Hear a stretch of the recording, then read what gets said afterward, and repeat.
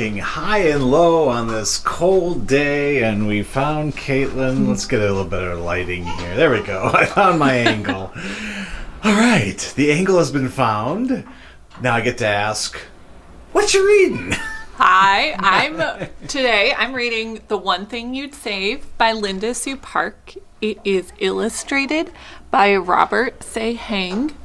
I'm going to read the first page to let you know what it's about. Imagine that your home is on fire. You're allowed to save one thing. Your family and pets are safe, so don't worry about them.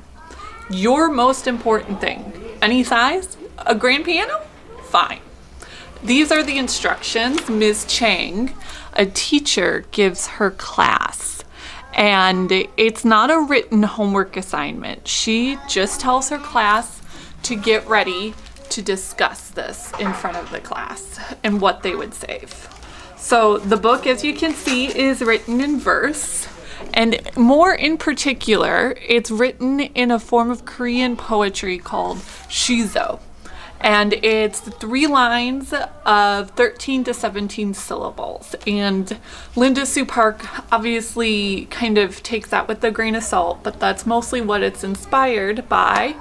And if you're wondering if Linda Sue Park as an author rings a bell for you, she wrote A Long Walk to Water, which is very popular in a lot of school curriculums. So back to The One Thing You'd Save.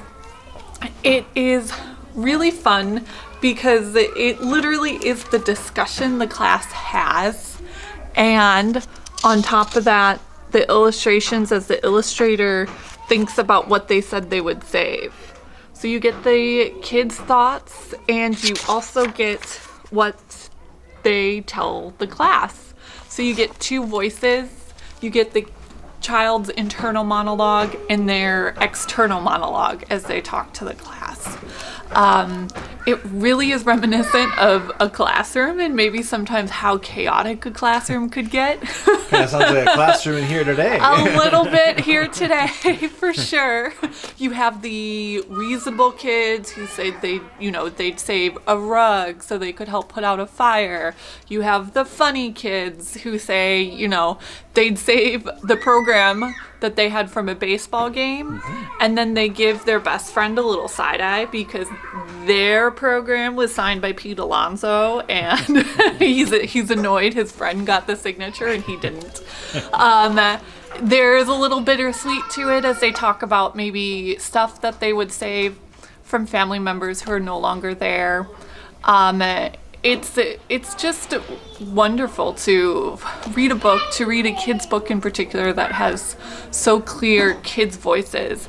I've talked about this a lot with Jeff, and I'll repeat it here, and I think what makes a kid's book really successful is when the author can tap into a genuine, authentic child's voice, as opposed to an adult author writing for a children's audience. And I think the really great children's authors does that.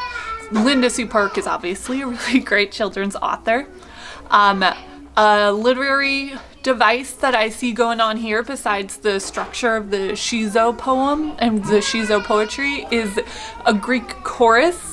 But it's a classroom, so I like to say it's more like a Greek classroom as the children's voices narrate the action.